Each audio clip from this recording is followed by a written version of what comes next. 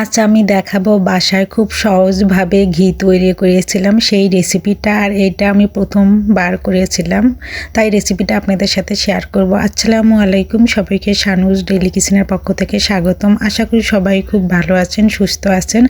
প্রথমে আমি deep fridge থেকে প্রায় 1.5 কেজির মতো সর বের করে নিয়েছি। এটা হচ্ছে আমি অনেক দিন ধরে জমিয়ে রেখেছিলাম একটু একটু করে, সেই সরটাই এতগুলো হয়েছে। সেটা ডিপ ফ্রিজ থেকে বের করে নর্মাল করে নিয়েছি 3 থেকে 4 ঘন্টা। তারপরে হচ্ছে পাটায় খুব সুন্দর মতো বেটে নেব।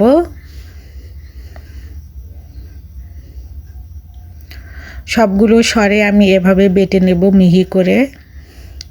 আর এখানে আমি দিয়ে দিচ্ছি বেশ কিছু ঠান্ডা পানি, একদমই ঠান্ডা, বরফ ঠান্ডা পানি। সেটা দিয়ে সরগুলোকে খুব সুন্দর মতো পরিষ্কার করে ধুয়ে উপর থেকে বাটারগুলো উঠিয়ে নেব, একটু চাপ দিয়ে যাতে ভিতরে কোনো পানি না থাকে।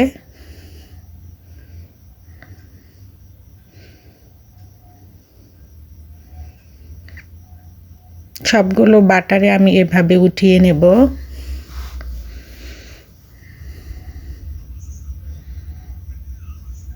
আর এই কাজটা অবশ্যই বরফ ঠান্ডা পানি দিয়ে করতে হবে, তাহলে বাটারটা খুব সহজে উঠে আসবে আর দুধগুলো আলাদা হয়ে যাবে।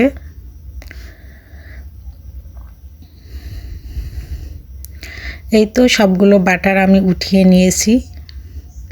এতগুলো বাটার বের হয়েছে। আর দুধগুলো এক সাইডে রেখে দিচ্ছি, এটা দিয়ে নান রুটি বানিয়ে খাবো। এখন আমি বাটারগুলো প্যানে দিয়ে হাই হিটে রান্না করব বলক উঠে আসা পর্যন্ত। এই তো বাটারগুলো গলে পানি বের হওয়া শুরু হয়েছে। আর এগুলো থেকে পানি কমে গিয়ে ঘি বের হওয়া শুরু করবে।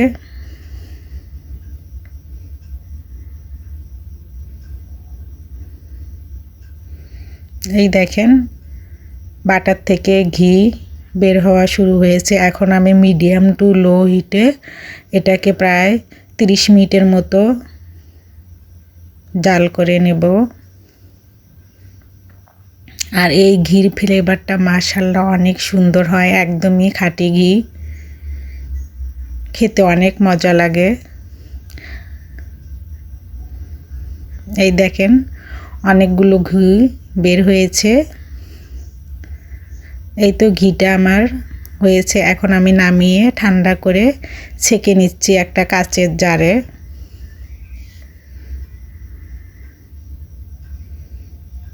মাশাআল্লাহ 1.5 কেজি সর থেকে 250 গ্রাম ঘি পেয়েছি আমি।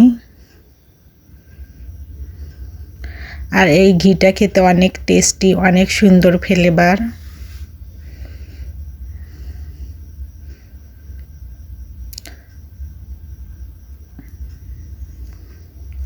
এই তো পরের দিন সকালে আমি দেখিয়ে দিচ্ছি, ঘিটা একদমই জমে গিয়েছে, খাঁটি ঘি একদমই জমে যায়। সবাইকে আমার ভিডিও দেখার জন্য ধন্যবাদ। সবাই আমার পেজটাকে লাইক, কমেন্ট, শেয়ার ও ফলো দিয়ে রাখবেন। সবাই ভালো থাকবেন। আল্লাহ হাফেজ।